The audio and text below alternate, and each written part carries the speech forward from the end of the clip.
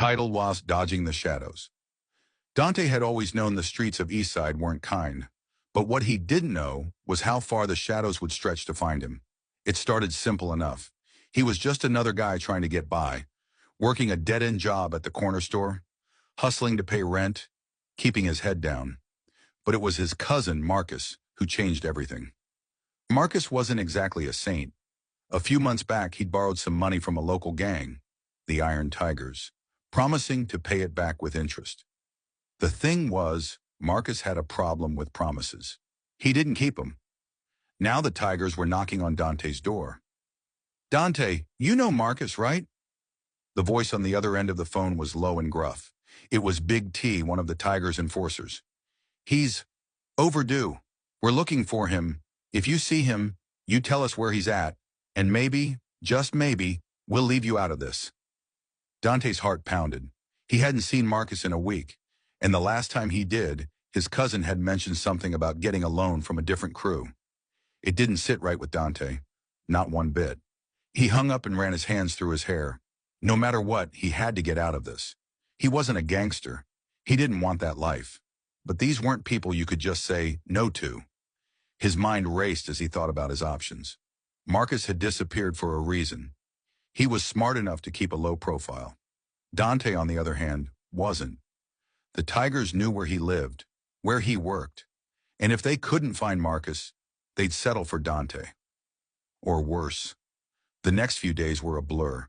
Dante barely slept, walking around in a daze, hoping that someone, anyone, would give him a lead on Marcus. The city felt smaller. The shadows felt longer.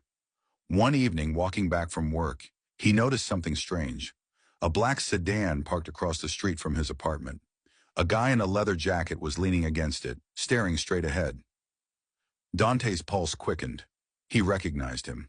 It was Slick, a guy from the Tigers crew. He couldn't just walk by, so he didn't. Instead, Dante ducked into the alley beside his building, heart racing. He knew the city like the back of his hand, so he took a few twists and turns, leading himself to a spot where no one would be able to follow without serious effort. But as he rounded the corner, another figure stepped into his path. Another tiger. This one was taller, wearing dark sunglasses despite it being late. "Dante," the guy said, his voice smooth. "Big T says you're trying to dodge the Tigers. You don't want to make things harder, do you?" Dante had only one choice: run. He bolted down the alley, ignoring the searing pain in his side as his shoes slapped against the pavement. His mind raced. Where do I go? The sounds of pursuit were close now.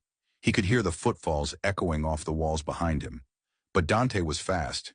He'd learned to be fast, running from cops, running from life itself. He ducked into another street, a narrow passageway between buildings, then took a sharp left into a parking garage. Inside it was dark, the faint glow of streetlights filtering through the cracks. He kept low, moving quietly, breathing hard. The Tigers would know the garage soon enough. He needed to think fast. His phone buzzed. It was Marcus. "Yo, Dante, you good?" "They looking for me, huh?" "Where the hell are you?" Dante typed, trying to keep his breath steady. "Chill, I got you. Head to the old warehouse on 5th. Don't trust anyone, not even me." It was the last thing Marcus had ever texted him.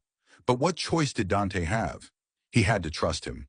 With every nerve in his body screaming at him, Dante slipped out of the garage and sprinted toward 5th Street, hoping that this time he was one step ahead.